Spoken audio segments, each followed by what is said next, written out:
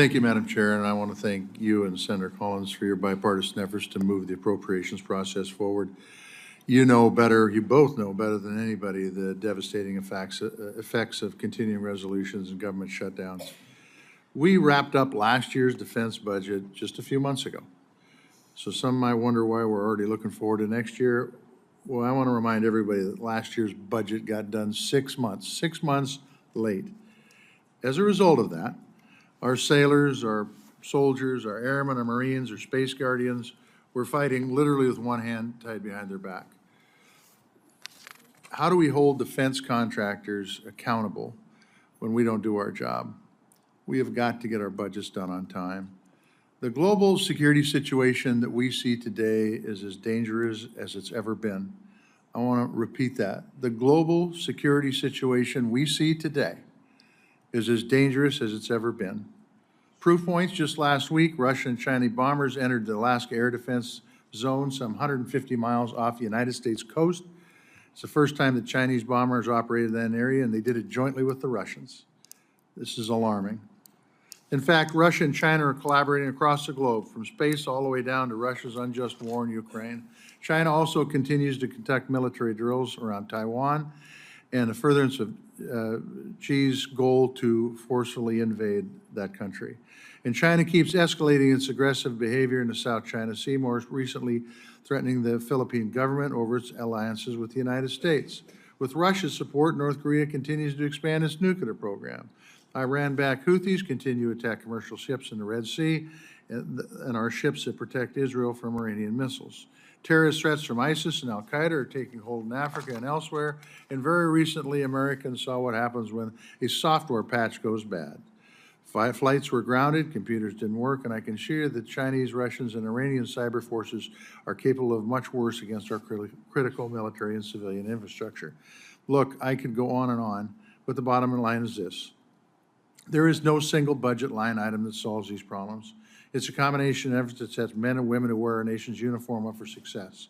This bill recommends $852.2 billion for the Department of Defense in FY25, an increase of $27.2 billion over last year. That includes $20.8 billion in emergency spending that Senator Collins and I believe are critical to ensuring the Defense Department can meet its mission.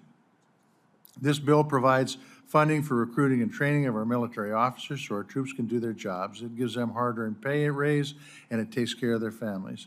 The bill invests in the modernization of our nuclear triad and outdated weapon systems, and it helps the DoD innovate with modern technology. This bill puts our defense industrial base on a stronger footing by modernizing and expanding production facilities for critical weapons.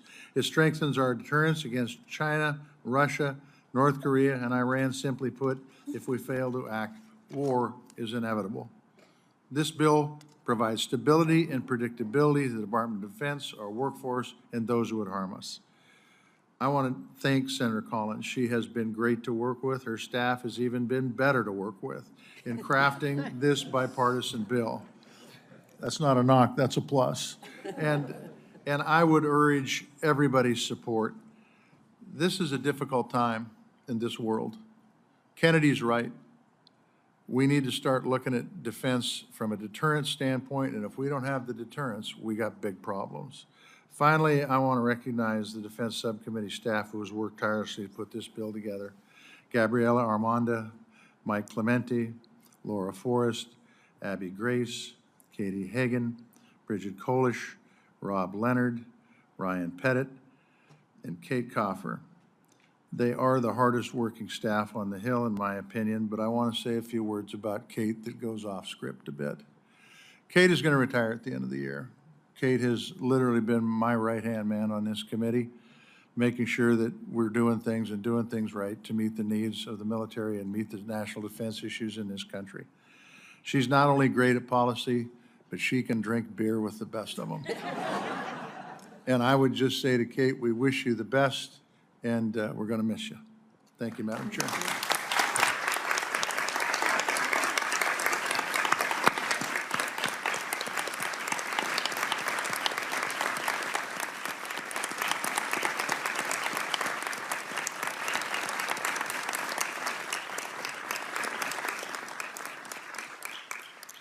Thank you, Senator.